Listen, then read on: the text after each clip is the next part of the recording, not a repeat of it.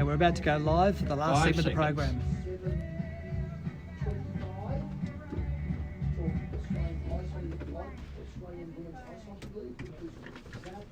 Welcome back to Triple H 100.1 FM and the Streetbeat Friday afternoon program. Neil, go on, Neil. No, it's been a big week down at IHAP, hasn't there? There's been a number of things happening. It's been a very big week, and you know what? Given I was just reflecting on the previous two segments. The first segment was about caring for elderly people. Yep. The second segment was about caring for animals, and I think the last segment could be partly about caring for the bushland shire that we live in. And I love the way it's all working. So there you go. Sometimes my old brain works. So there we go. This is partially thanks to Janelle McIntosh, who's the B Ward councillor, and she did a summary on her Facebook page after last Wednesday's meeting. And she's very good like that. Yeah. It's absolutely fantastic. You know, it's a good summary. Like for someone like myself who's got to dig around and find the right information, and it's sometimes tricky. And anyway, she did it. So a nice primary source for us to refer to on a secondary source here. So thanks, Janelle, if you're out there listening in. The first item that went through is, I won't give the exact address, but in Oxley Road, Malcola, there was a community title subdivision. There were 7 speakers, and it was refused. So that was at the IHAP meeting. So just for the listeners at home or in the car on the way to up the coast, down the coast, or just coming home from work or running around with sport with kids, the IHAP kicks into gear when there's 10 or more letters to the council about that. Okay, is that how it works? Yes, that's how it works. Because there is a Triple H connection here, isn't there? That's in that the very first interview we did with Stephen Holland, who has the Wednesday Drive program, was about this exact same issue 2.5 years ago. And he eventually ended up running his own show on Triple H as a result of that interview we did about this development. Oh, this particular development? Yes, yeah, it's 2.5 years in the making. Wow. Now there's another one there which I thought was interesting. There was a home business music school in Miranda Close in Cherrybrook. There were 2 speakers that spoke against it. It was refused as well by the IHAP panel. It was a school for 200 students. Yeah, because I was thinking, why would you refuse to have a music school and then you read the bit 200 students and you think, and a cul-de-sac. In a cul-de-sac, yeah. So I'm sure they're not all been having their lessons at once, but either way, the IHAP group deemed that a refusal. The other one was the third one was the new sports and community facility at Greenway Park at Cherrybrook. I know there's been some money spent in the area by a federal member, Julian Lisa. I'm not sure this may be related to that, but that aside, that was approved subject to conditions, which basically means tick the box and do the right things and you'll be okay. And the final one on Wednesday night was an increased capacity of a childcare centre from 56 to 64, not a big number. Barara Road, Mount Colah, and this was approved subject to conditions. So they were the main events. But the one I wanted to share, sorry, any thoughts on that, Neil or Holly? No, that's good. I mean, this is what they're meant to be doing, and they're obviously doing it. Yeah, and they have, there's another layer to this which I wasn't familiar with, and it's called the Sydney North Planning Panel. And what that is it's about developments that I guess that are bigger than Hornsby. You know, that's not a very technical way to say it, but that's what my understanding is.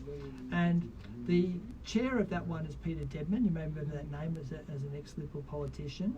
The state members for it is a John Rossett, R-O-S-C-T-H, and Sue Francis. And they have council representation, David White and Ross Walker. I know Ross from Beecroft Trust. And they also have what's called an alternate, Felicity Finlay, and many of us know Felicity as well. There's a meeting next week, for those of you who are not aware of it, on the 30th of the 10th, about the demolition and construction of a shop front, I'm reading the bit, comprising of 249 units on 187 to 203 Peats Ferry Road, numbers 2 to 6. Now, those who know Hornsby, that's basically on the corner next to the pool. That's right. That's the old Pro Guitar and Sound site that was destroyed in a fire about 5-6 years ago. That's right. And so there's a little bit of vacant land next to it, which I assume is part of it as well, before the the road down into the car park. Yeah, I think it was used to be a bit of a restaurant down there, which is where the fire started. Right, that's roughly. right there. Now, yeah, there are a number of amusing tales attached to that, but we don't have the time. No, that's probably wise too. The other thing about that is it's a little bit hard unless you've got to dig around to find out when these meetings are. So yeah, and I found this one. This meeting is going to be on, as I said, Wednesday the 30th. I'm sure I said that. Just turning the page. Wednesday the 30th, and it's at 3:30 at Hornsby Council, just there. And be interesting to see if there's going to be a few people making some commentary on that, because I suspect that's a pretty significant issue. How many floors is that? How many stories is that? 247 units. It's 25 stories. Was or it? something? And it's 2 towers too, apparently. 2 towers. Yeah. So and there'll be shops underneath and the rest of it.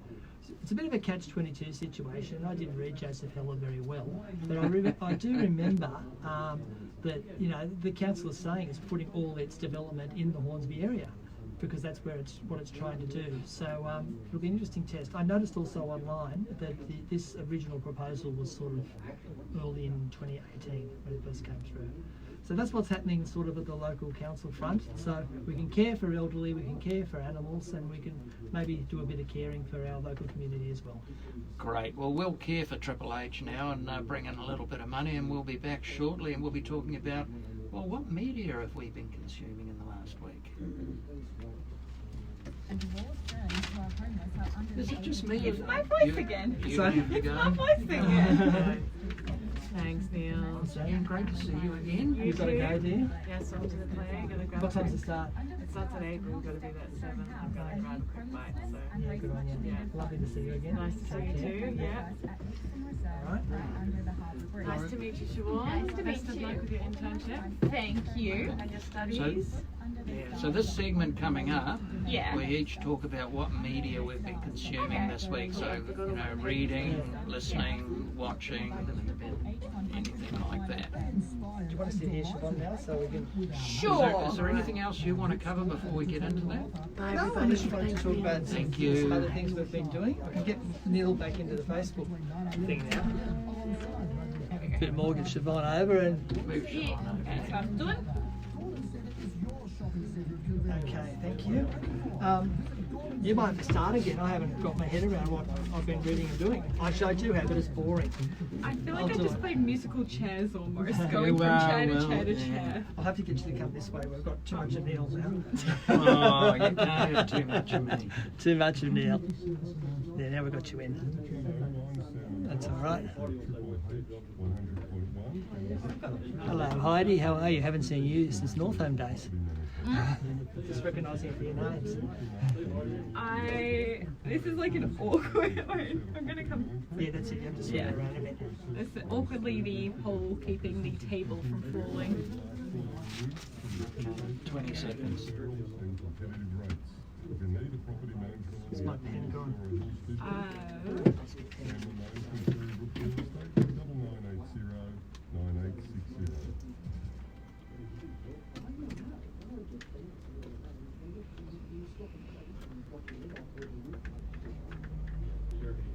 Now we're going to talk about, well, what media have we been consuming this week? And I'm getting blank looks from across the desk there. So I'm going to start. Look, on Sunday night I went to the National Poetry Slam finals. And this is where 16 people from across the country who, through a series of competitions, get up and perform a 2-minute poem, which they have to perform it, right? And, my theory has always been poetry is best read aloud. And so these people then also add a lot of drama to it as well, a lot of young, a lot of old. And it is actually voted for by the audience. They pick people out of the audience at the time. You write a score down on a card.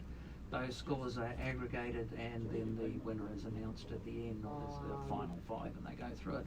I've been going to this for 4 or 5 years now, and it's varying quality. Usually it's consumed by the political cause du jour, whatever that happens to be. But there's some really talented sort of turns of phrase come out of there. I highly recommend it if anyone's around. Poetry Slam Have you ever thought about getting up and performing poetry in front of a crowd, Martin? I haven't thought of it, but I'm not averse to the idea. Just recently I wrote a sort of a two-line, four-verse sort of thing about 6 kilometre running, rather than, I want to share it with you because I don't think I could ever read it out. It doesn't make sense, it doesn't rhyme or anything, but I was trying to write my experience of running, and I just put it all together, and it just all came in chunks. And it was quite interesting, and a few of my friends read it on Facebook, and they thought, oh, that's not bad for you. Look, it sort of reminded me of this thing. I heard an interview with Iggy Pop. You're familiar with Iggy Pop? A Blank Look from Siobhan. No. You've been mistaking my looks as being blank looks. No, these are just. I have a natural blank looking face. Okay. The singer? No? Iggy Pop, the singer. Yeah. You know, it's the prince of punk. An interview with him where he said that his biggest influence in songwriting was Van Morrison. Okay, so there's 2 names from my era. But the reason he said it was because he said when you write a song, you write poetry, you don't write about something that's happened. You write about how you feel about something that's happened. Mm-hmm. And that's the difference. And sort of the poets, the slam poets that managed to do that, right, are the ones that really captivated the audience, because it's not about things, it's about how you feel about things. So, enjoyable evening. I mean, that's what the essence of poetry should be. A lot of the time it's a lot of thoughts, emotions, feelings. Yeah. I just thought that would go without saying. Except at the Poetry Slam it goes with saying. well, I've got my thoughts gathered. And sorry, anything else? No, you go. All good, all right. I've been reading a book about a guy called Saul. And Saul is actually St. Paul. And in Damascus. Yes, that's right. So in the holidays, I was sort of I thought I'd grab 3 books. The first one was Pope Benedict used to do a weekly talk, and all through, I can't remember now, it might have been I can't remember the year now, but he spent a whole year every week in his papal addresses, I guess in St. Peter's Basilica or something, or in small groups, talking about Paul, and it's put into a book. And it was a really, really interesting read for me to actually just get a bit of insight into the Pope, who now is probably sitting as an elderly man somewhere in the Vatican, slowly aging. And I read that. Then the second book I came across was a book it's a company called Forgotten Books. I've never heard of it. And what they do is they get old classics and they print them. And so you can actually go on. Because they're out of copyright. That's right. No copyright fees. Yeah. We're learning about that in class at the moment. That's one of our units. There you go. And so Gutenberg's good because you can get them for free. You have to buy these ones, but I came across one there, and that was interesting, a 1900 book. But the one I'm reading at the moment is more of a secondary source, because my mother and my father, who passed away a couple of years ago, they were very interested in Paul because of the exploring missionary side of him, and just where he went in Europe and the rest of it, and I was quite interested in that as well. So I've been going through those 3 books. I've read the Pope Benedict's one. The Forgotten Books one is a little bit heavy. So it's by an American theologian born in 1833 and died in 1928. So fascinating when you think of it. That era in America, you've got pre-Civil War, after the Civil War, and then into the First World War. So he would have seen a lot of American life then, and let alone be talking about Pope Paul. And so they're the 2 things. But the other thing, I guess, the thing I've been reading is a little bit of Netflix again, because remember I told you I got rid of Foxtel and all those things last week. Yep. I've forgotten the exact name, but I think it's called Greenhouse. And it's I am about to start that. That is on I've downloaded it on my phone, and I tried to watch it last night because our internet is. Is that what it's called, Greenhouse? Yeah, it's called Greenhouse. Are you watching season 3? Because I think that's what's coming out at the moment. I'm in 2 at the moment. Okay. Is it good? Should I watch it? Oh, I would think so. Without giving too much. What's it about? Oh, you'll have to find out. And look, it starts with a boy and a girl. Doesn't it always start? Yeah, they're brother and sister.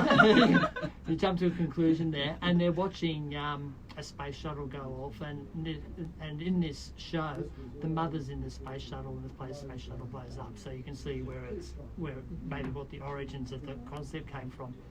the girl was coping all right, and the boy said, right, I'm going to go to the school where my mother went to school, which was this school called Greenhouse. And Greenhouse is a school for leadership. And they have two groups in the school. They have the Eagles and they have the Ravens. And they do this. It's a school doing all sorts of things about being leaders and the rest of it, but there's also an internal competition between the two houses. Running parallel to this, there's a little bit of the sci-fi for you. There's a bit of a story about what happened to the mother who died in the shuttle, and there's a nice little scene and I'll leave it just there. Is that the daughter was walking along the edge of a bush path, and she had a pick in her hand and she just threw it in the air and it went bang against a rocky face. So there was a magnetic field there. So there's a little bit of science in that sort of space. But what's really interesting is the dynamics, the social relationships between, all these actors, I looked them up, are in their 20s, but I think they're meant to be in, 18, 19s, in their college year. Well, I fully believe that. I mean, if you look at me, you would think I'd look 16, but I'm 25, so I'm like, hey, I could still play those young We'll people. see you on the next Netflix program. Duh. So what have you been consuming? So I've been consuming mainly three things: 2 shows and a new, he's not really a new artist, but I've been re-listening to him. So on Netflix, I've been watching The Chilling Adventures of Sabrina. I've almost finished, I wouldn't say season 2, it's part 2, because there's a backstory to that. It's an interesting reimagining of the Sabrina comic, isn't it? It is, and it was originally, a comic so there's Archie comics, and then there's Archie Afterlife, which is like the horror side of it. So yeah, it's the TV show version of the comic, but I think the way people describe it is the TV show, I want to say the comic might be more dark. So tell me, Siobhan, how does Riverdale fit into it? Because Riverdale is Archie as well. Is it a whole Archie universe happening out there? I assume so. I've only seen like 5 episodes of Riverdale. That's about like, 6 of them. It's a few years younger than me, I feel like. Yeah. So what else? So that's one. What's the other one, I'm rewatching Muram Academy, Muram School, Muram Dehakyo.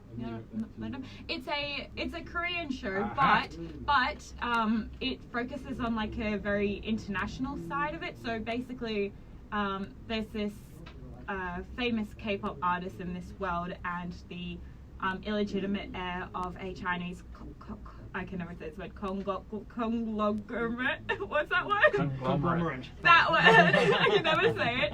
And they find their way into this Muram school, and basically on the front of it's a martial arts school, but then there's this really, there's this intense backstory to it, involving a lot of like bad people, and it's quite fun.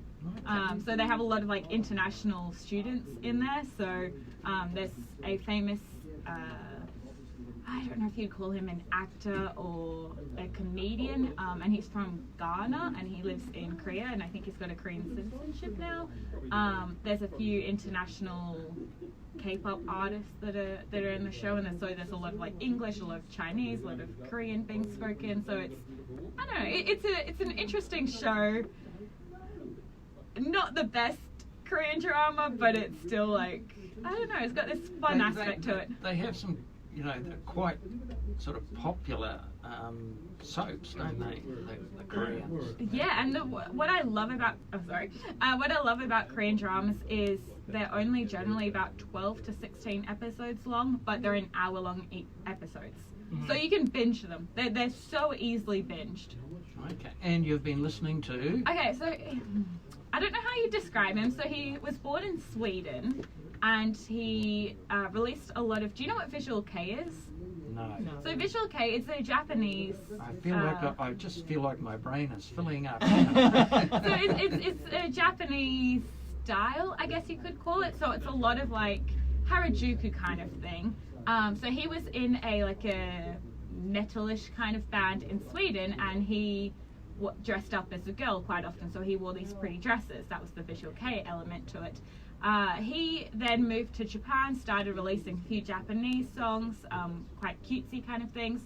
and he took a break, and he's just had an album in July, which is amazing. I'm so happy, and the title song is called My Nocturnal Serenade.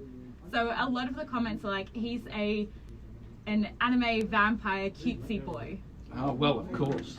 We're learning a lot.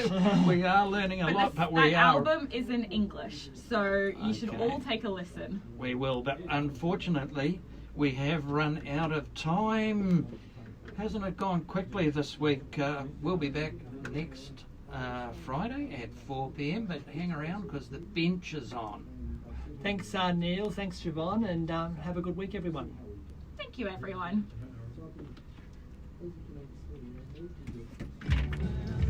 Lovely to meet you. Well done. Enjoy your internship. I will. Full It on. finishes in 6 Now, days. do I have to sign something You or do some do. paperwork? We'll do it out. We'll do it outside. There's so But, much paperwork here, and they want this paperwork. Until next week, everyone. See you later. Neil, you going to say goodbye? Goodbye.